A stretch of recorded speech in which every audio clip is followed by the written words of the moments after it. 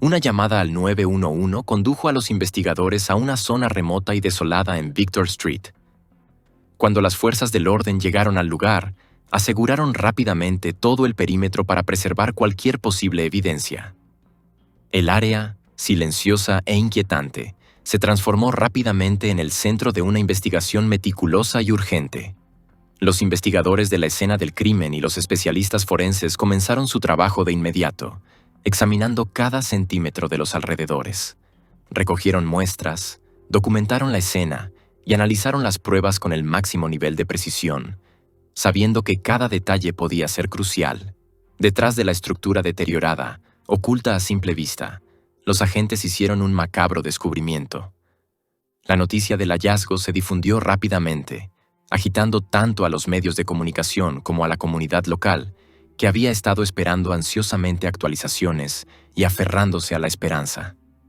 Esa esperanza se hizo añicos más tarde aquella noche cuando, tras un análisis detallado y los procedimientos formales, el Departamento de Policía de Memphis confirmó lo que muchos temían. En efecto, se trataba de Eliza Fletcher. Queridos espectadores, en este canal descubrirán las historias de crímenes más impactantes, reales y estremecedoras. Si no quieren perderse ningún caso, suscríbanse ahora y no olviden dejar su me gusta. Su apoyo nos ayuda a seguir contando la verdad. Eliza Fletcher, una mujer de 34 años amada por su comunidad, no era solo una maestra. Era esposa, madre, mentora y un modelo a seguir. Su presencia era magnética, y su influencia llegaba más allá de las paredes del aula. Como maestra dedicada de jardín de infancia, Eliza cultivaba mentes jóvenes con paciencia, creatividad y una pasión inquebrantable. Era el tipo de educadora cuyo nombre los antiguos alumnos recordarían durante décadas. Sus días estaban llenos de la energía vibrante de los niños, el entusiasmo por aprender y las conexiones sinceras que formaba con las familias a las que servía. Eliza estaba casada con Richard Fletcher, a quien conoció durante un servicio religioso un año antes. Su historia de amor comenzó en ese espacio sagrado y culminó en matrimonio allí mismo en 2014, rodeados de amigos, familiares y su fe compartida. Juntos, construyeron una vida centrada en los valores, la familia y el servicio. Tenían 2 hijos pequeños que eran la luz de la vida de Eliza. Ella provenía de una familia con un legado empresarial de larga trayectoria. Como una de las herederas de Orgill Inc., una importante empresa de suministro de hardware con sede en Memphis, Eliza nació en el privilegio, pero eligió un camino humilde. En lugar de seguir los pasos de la empresa familiar, eligió una carrera basada en la compasión y el crecimiento. Para ella, enseñar era más que un trabajo, era una vocación.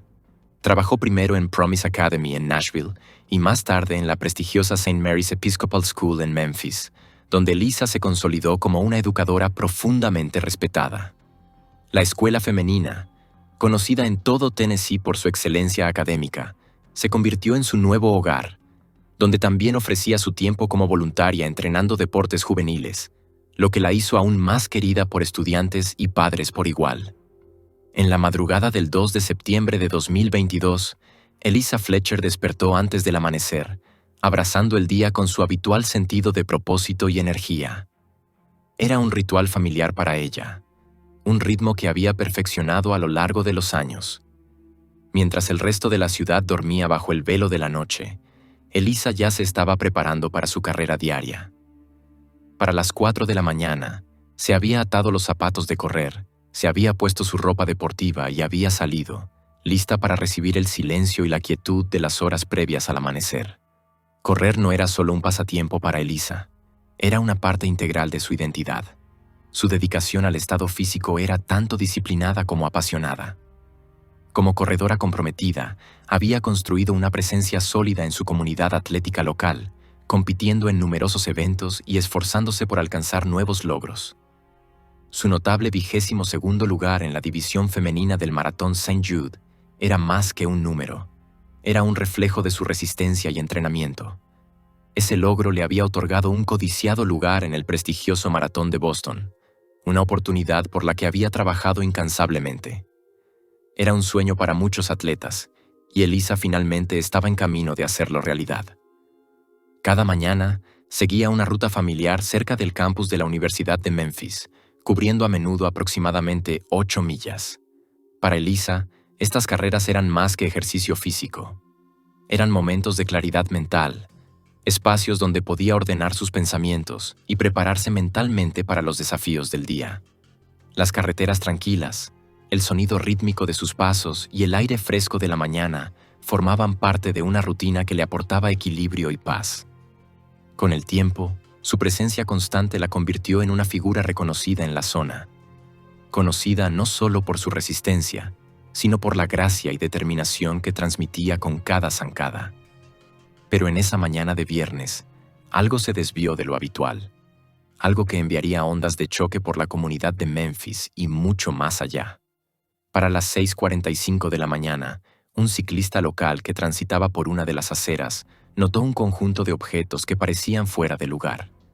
Allí, esparcidos cerca del borde del pavimento, había una botella de agua, un teléfono móvil y un par de sandalias. A primera vista, podría haber parecido una caída accidental, pero algo en la disposición, la atmósfera y la hora del día activó la intuición del ciclista. Confiando en sus instintos, decidió alertar a las autoridades, sin saber que su decisión desempeñaría un papel crucial en el desarrollo de una situación más amplia y profundamente preocupante. No mucho después, Richard Fletcher contactó al Departamento de Policía de Memphis. Su voz temblaba de urgencia y preocupación mientras explicaba que su esposa, Elisa, no había regresado a casa.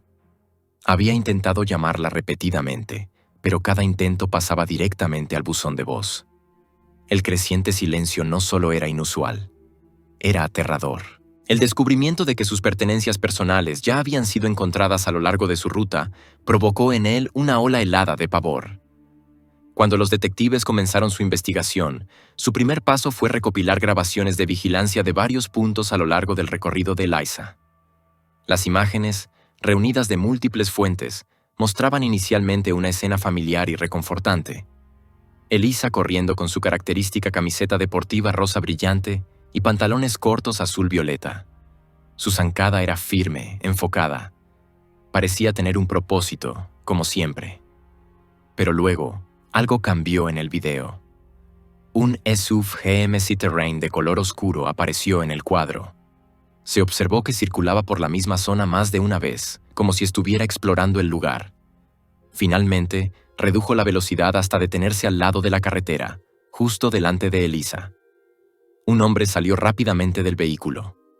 Lo que ocurrió después fue rápido pero perturbador.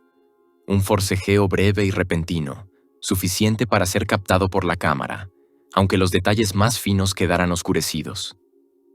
Momentos después, Elisa ya no era visible.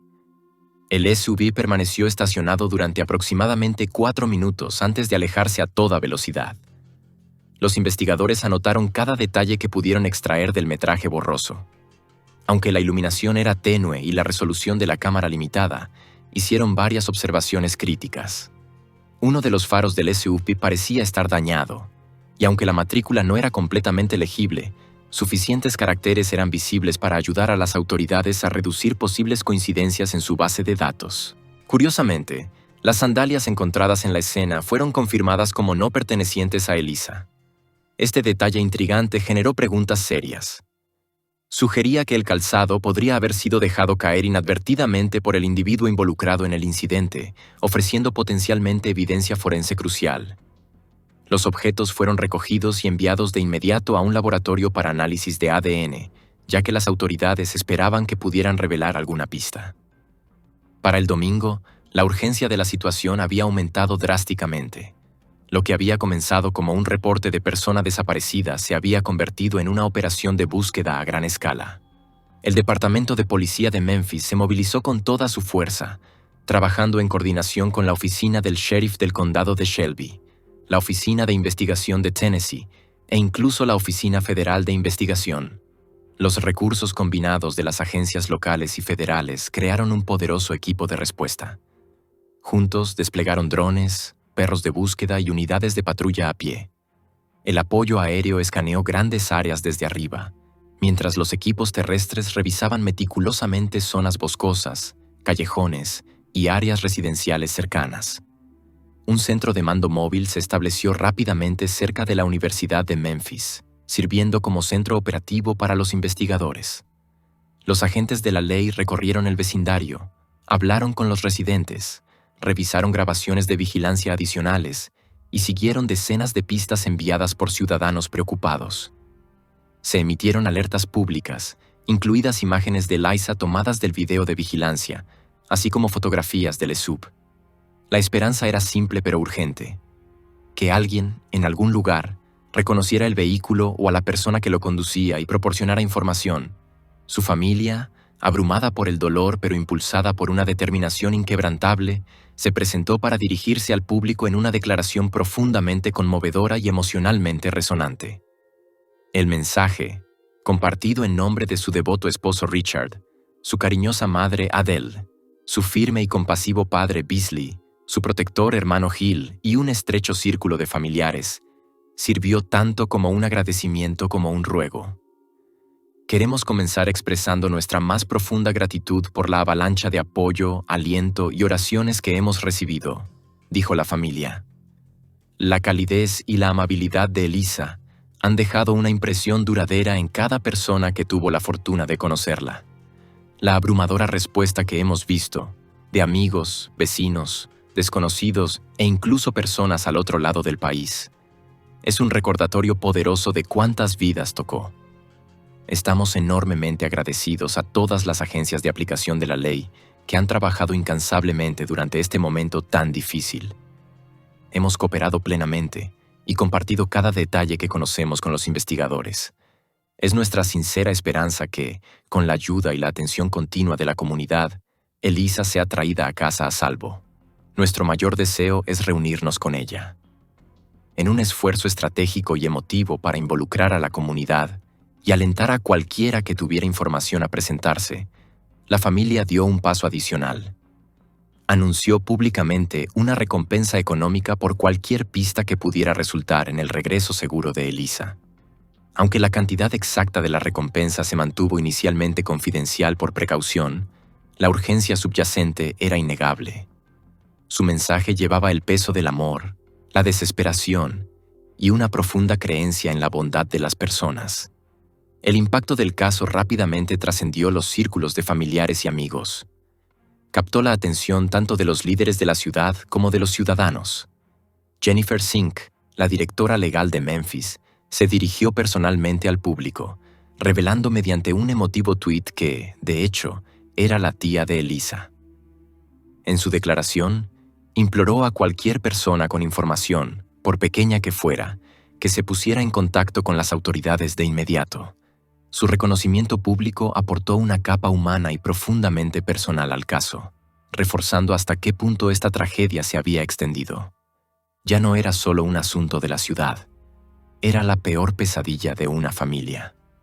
A pesar de la creciente atención, la policía evitó revelar nuevos detalles sobre posibles sospechosos o pistas. Su silencio era intencional y estratégico. Los investigadores permanecían activamente involucrados, continuando con el análisis de pruebas, siguiendo las pistas recibidas y manteniendo líneas de comunicación claras y abiertas con el público. Las actualizaciones se compartían con sumo cuidado para no comprometer la investigación. Se confirmó que los equipos de aplicación de la ley estaban trabajando incansablemente, día y noche, sin dejar piedra sin remover en su búsqueda de la verdad y la justicia. Lo que le ocurrió a Elisa Fletcher en las tranquilas y tempranas horas de aquella mañana seguía siendo una fuente de intenso dolor y confusión para su familia, sus alumnos, sus amigos y la comunidad de Memphis en general. A pesar de las preguntas persistentes, una cosa era clara: el espíritu inquebrantable de la comunidad brillaba en medio de la oscuridad. La expresión colectiva de compasión, unidad y resiliencia ofreció a sus seres queridos un pequeño faro de luz en sus horas más oscuras. Las repercusiones del desgarrador incidente se extendieron mucho más allá del núcleo familiar, resonando en todo el país y, particularmente, entre la comunidad de corredores. Elisa, una ávida corredora, había encarnado la alegría y la paz que muchos encuentran en las carreras matutinas. Su historia tocó una fibra profunda entre corredores de todo el país, especialmente entre mujeres que, como ella, a menudo se atan los cordones de los zapatos antes del amanecer o después del anochecer. En respuesta, los clubes de corredores locales y las comunidades de fitness actuaron de inmediato. Comenzaron a organizar campañas de concienciación que promovían medidas de seguridad, como correr en pareja o en grupos pequeños, usar dispositivos con GPS y evitar rutas aisladas. Estas sugerencias prácticas circularon ampliamente en foros en línea, plataformas de redes sociales y medios de comunicación locales, mientras las personas buscaban formas de mantener sus rutinas sin sacrificar su seguridad. El esfuerzo de búsqueda de Eliza rápidamente creció hasta convertirse en una misión en toda la ciudad. Para sus seres queridos, cada hora que pasaba resultaba insoportablemente larga, marcada por ansiedad, añoranza y oración. Con el corazón roto y voces cargadas de emoción, la familia realizó un segundo llamado público, esta vez revelando que ofrecían una recompensa de $50,000 por cualquier información creíble que pudiera ayudar a localizar a Eliza. El mensaje se difundió rápidamente por cadenas de televisión, plataformas digitales y de boca en boca, amplificando la conciencia pública y generando una renovada urgencia. Detrás de escena, el personal de las fuerzas del orden continuó con una investigación intensiva. Examinaron grabaciones de cámaras de vigilancia de vecindarios y negocios cercanos, analizaron datos de teléfonos móviles y recopilaron testimonios de testigos oculares. Siguiendo los procedimientos investigativos establecidos, las autoridades también realizaron un registro exhaustivo de la casa de Eliza y Richard Fletcher. Esto incluyó la recolección de la computadora portátil compartida de la pareja, un vehículo y varias pertenencias personales, medidas que garantizaron que ninguna posible pista fuera pasada por alto. Aunque los funcionarios se apresuraron a asegurar al público que el incidente parecía ser aislado y que se creía que involucraba a un agresor aleatorio, la especulación en redes sociales se intensificó rápidamente. Detectives aficionados y comentaristas en línea, en un desarrollo inquietante, comenzaron a lanzar sospechas sobre el propio Richard Fletcher. Impulsados por desinformación y suposiciones relacionadas con la prominente posición de la familia, algunas voces en Internet teorizaron sobre posibles motivos relacionados con riqueza o herencia. Estas acusaciones infundadas solo profundizaron el trauma que enfrentaba la familia de Eliza, que ya estaba soportando un sufrimiento inimaginable. Con el paso del tiempo y el avance de la investigación, la verdad comenzó a salir a la luz. Cuando las autoridades finalmente confirmaron la identidad y los motivos del verdadero sospechoso, muchos de los que habían difundido rumores retiraron públicamente sus declaraciones. Varias personas emitieron disculpas formales, reconociendo el daño causado por sus juicios prematuros. La investigación sobre la desaparición de Eliza Fletcher dio un giro decisivo y dramático solo unos días después de que fuera reportada como desaparecida. Lo que comenzó como un caso de persona desaparecida profundamente preocupante, evolucionó rápidamente hacia algo mucho más complejo y alarmante. En la mañana del 4 de septiembre, se produjo un avance importante cuando los agentes descubrieron un GMC Terrain de color oscuro estacionado en un lote. El vehículo llamó la atención de inmediato debido a su distintivo daño en la parte frontal, coherente con las imágenes captadas por cámaras de vigilancia la mañana en que Eliza fue vista por última vez. Los detectives actuaron rápidamente, y tras una inspección más detallada, los analistas forenses descubrieron un par de sandalias cerca del lugar que pronto se convertirían en una pieza clave de evidencia en el caso. Cuando esas sandalias fueron enviadas para análisis de ADN, los resultados apuntaron a un individuo bien conocido por las autoridades policiales. El material genético coincidía con Cleotha Upston, también conocido por el apellido Henderson. Esta conexión no fue una simple coincidencia. Upston, de 38 años en ese momento, tenía una larga y profundamente preocupante historia con el sistema de justicia penal, una que abarcaba casi 3 décadas. Sus primeros encuentros con las fuerzas del orden se remontaban a cuando tenía solo 11 años. A lo largo de su vida, su historial criminal se expandió para incluir una variedad de delitos, como robo, asalto agravado y posesión ilegal de armas.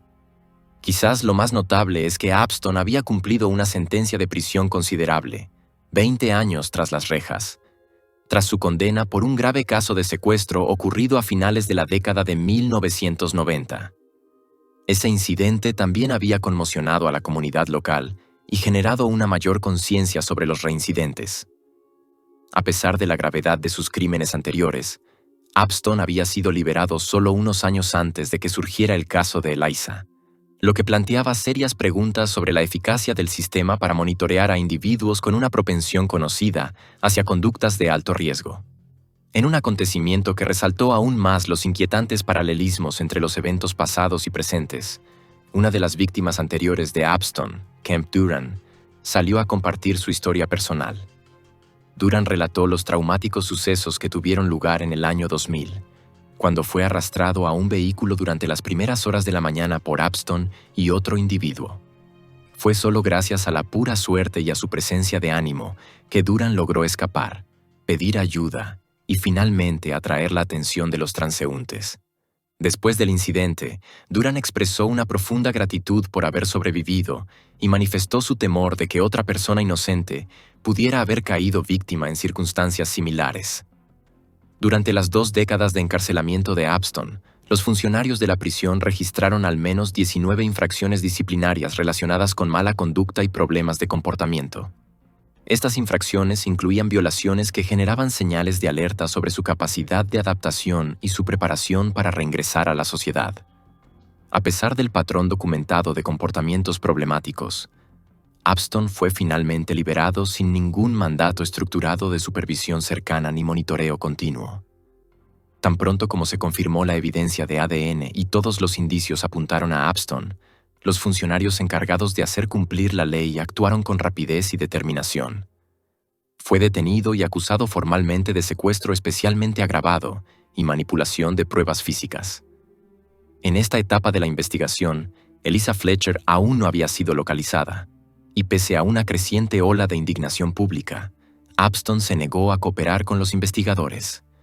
No ofreció ninguna declaración ni pista sobre el paradero de Eliza, incluso mientras la presión seguía intensificándose por parte de las autoridades y del público.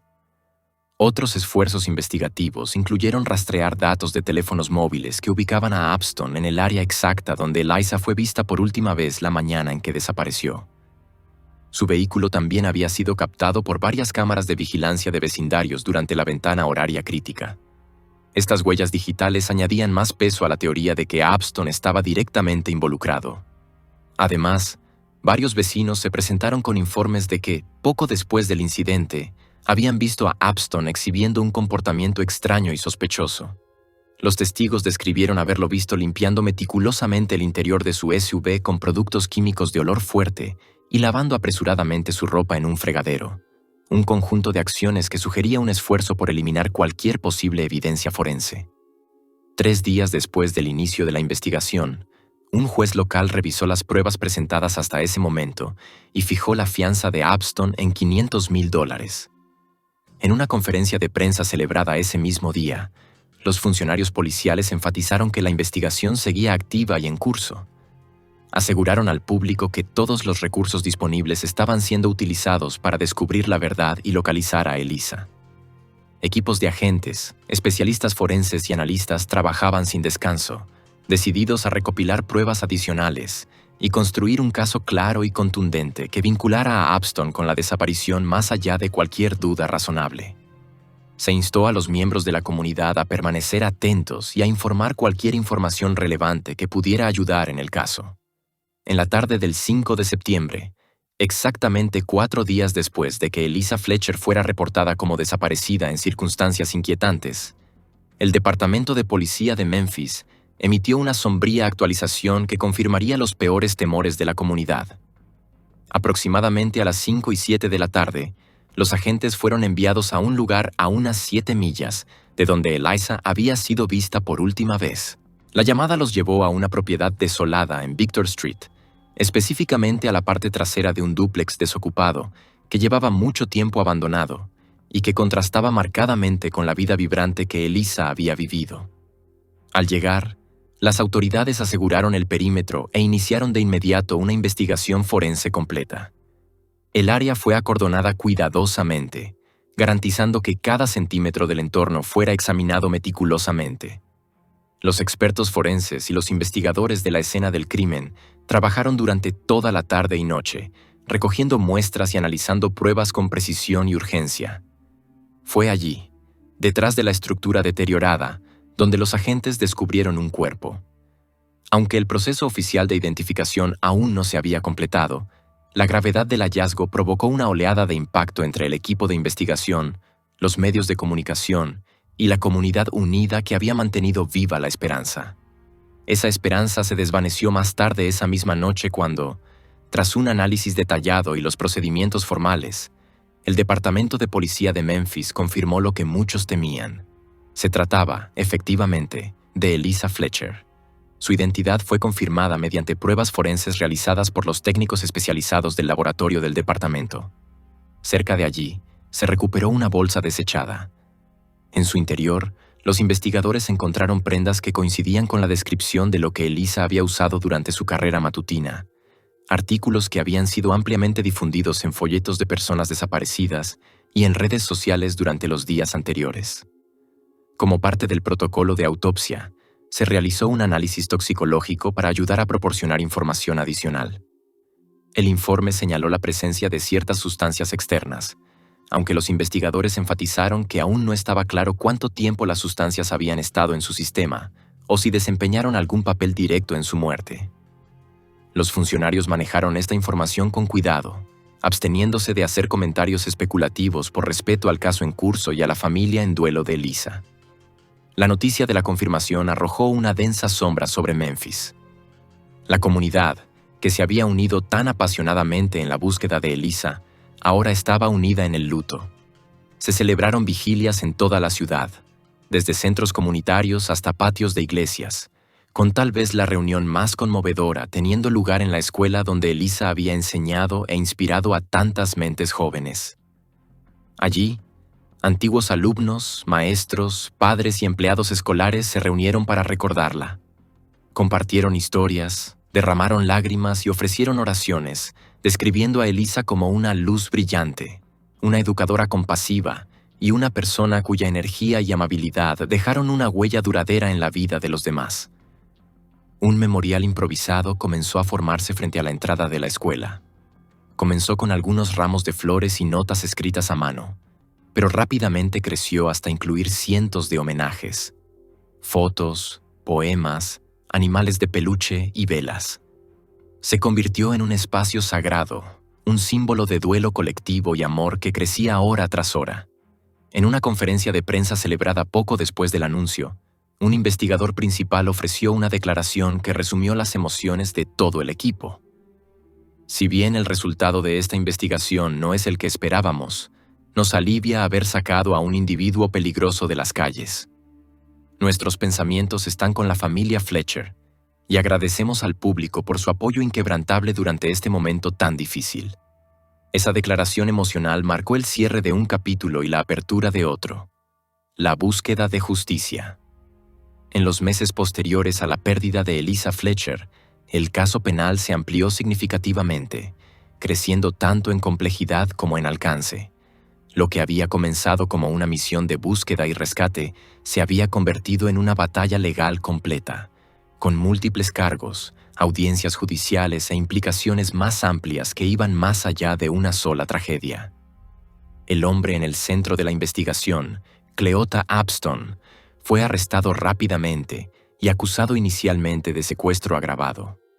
Sin embargo, a medida que surgía más información y se intensificaban los esfuerzos investigativos, los fiscales presentaron una lista ampliada de cargos.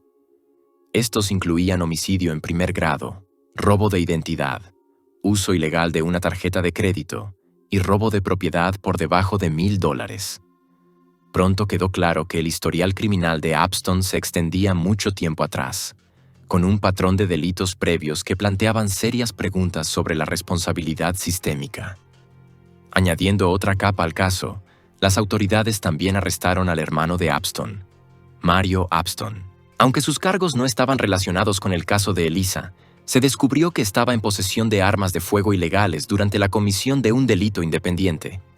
Las detenciones de ambos hermanos generaron conmoción en la comunidad de Memphis, reforzando la urgencia de revisar los protocolos sobre rehabilitación criminal y seguridad comunitaria. Mientras estos desarrollos legales se desplegaban, La cobertura mediática se extendió mucho más allá de los titulares locales. Los medios nacionales recogieron la historia y el nombre Elisa Fletcher se convirtió en un símbolo de dolor colectivo y resiliencia. Surgieron discusiones públicas sobre seguridad, el sistema de justicia penal y la necesidad de acciones preventivas. Para muchos en Tennessee y en todo Estados Unidos, el caso representaba más que un crimen. Representaba un ajuste de cuentas. A pesar del dolor y la atención pública, la comunidad de Memphis eligió enfrentar la tragedia con fortaleza. Tan solo una semana después de la desaparición de Eliza, los ciudadanos organizaron un homenaje público profundamente emotivo llamado Terminemos la carrera de Eliza. El evento invitó tanto a corredores como a personas que no corrían a recorrer nuevamente la ruta que Eliza había planeado completar esa fatídica mañana. La asistencia fue extraordinaria. Mucho antes del amanecer, comenzaron a formarse multitudes. A las 4 de la mañana, la hora en que Eliza normalmente comenzaba su carrera, los participantes se habían reunido en gran número, creando un mar de personas unidas por el dolor, el amor y la solidaridad. A las 4:20 de la mañana, comenzó el simbólico recorrido de 8,2 millas. La ruta seguía Central Avenue y South Goodlet, ahora adornadas con velas parpadeantes, flores y mensajes conmovedores escritos con tiza. Familias, vecinos y extraños caminaron y corrieron en silencio y reflexión, honrando la vida de una mujer que había llegado a representar tanto para tantas personas. Mientras la comunidad permanecía fuerte y resuelta, el proceso de justicia penal también comenzaba a desarrollarse. A pesar de la afirmación de las fuerzas del orden de que la evidencia contra Cleota Apston era abrumadora, incluyendo grabaciones de vigilancia, coincidencias forenses y testimonios de testigos, él inicialmente se declaró no culpable. La declaración marcó el inicio de lo que probablemente se convertiría en un juicio largo y de alto perfil. Para la familia de Eliza, sus amigos y todos los que habían llegado a conocer su historia, la lucha por la justicia apenas comenzaba. Su juicio fue programado formalmente para febrero de 2025, y la Fiscalía anunció su intención de buscar la pena de muerte, una decisión que subrayaba la gravedad de los crímenes de los que se le acusaba. Pero los acontecimientos no se detuvieron allí.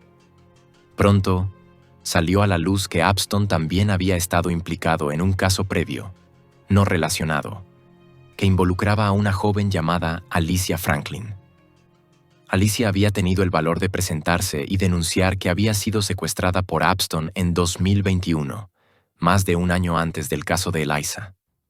Sin embargo, debido a retrasos en el procesamiento y comparación de pruebas de ADN, no se había realizado ningún arresto inmediato en ese momento, y el incidente no se había vinculado con Cleota. Este retraso procesal le permitió permanecer en libertad. Eventualmente, las autoridades pudieron vincular a Apston con el caso de Alicia mediante pruebas de ADN y otras evidencias corroborantes. En un juicio separado, el juez del Tribunal Penal Lee Coffey anunció el veredicto. Cleota Apston fue declarado culpable de secuestro agravado, asalto agravado y posesión ilegal de un arma de fuego por un delincuente convicto. Por sus crímenes contra Alicia Franklin, recibió una condena de 80 años de prisión, que cumpliría sin posibilidad de libertad anticipada. Poco después de la conclusión del caso de Alicia Franklin, ocurrió un cambio inesperado en el proceso relacionado con el caso de Eliza. Tras meses de consultas con su equipo legal, la defensa de Apston anunció que su cliente cambiaría su declaración. En una breve pero intensa sesión en la corte a finales de 2024, Cleota Apston se declaró culpable de todos los cargos relacionados con el secuestro y asesinato de Eliza Fletcher. La corte aceptó la declaración y fue sentenciado a cadena perpetua sin posibilidad de libertad condicional. Su abogado se dirigió a la prensa tras la audiencia declarando: «Nos hemos estado reuniendo con él regularmente durante los últimos meses. La evidencia era abrumadora. Le aconsejamos que ir a juicio no sería en su mejor interés. No había un camino viable hacia el éxito. Esta era la única resolución razonable». El juez que presidía el caso aclaró que al declararse culpable, Apston había renunciado a su derecho a apelar, lo que significaba que no habría batallas legales prolongadas. nuevos juicios ni procesos de apelación extendidos. La decisión trajo un nivel de cierre a un caso que había dejado una cicatriz emocional en tantos. En una declaración escrita presentada después de la sentencia, la familia de Elisa Fletcher expresó tanto la profundidad de su dolor como el impacto que la tragedia había tenido en sus vidas. La carta era poderosa, directa y profundamente emotiva. No tenemos idea de qué te pasó para convertirte en alguien tan lleno de deseo de lastimar a otros. Sea lo que sea, no excusa ni explica lo que has hecho. Has cambiado nuestras vidas para siempre. Nada volverá a ser igual.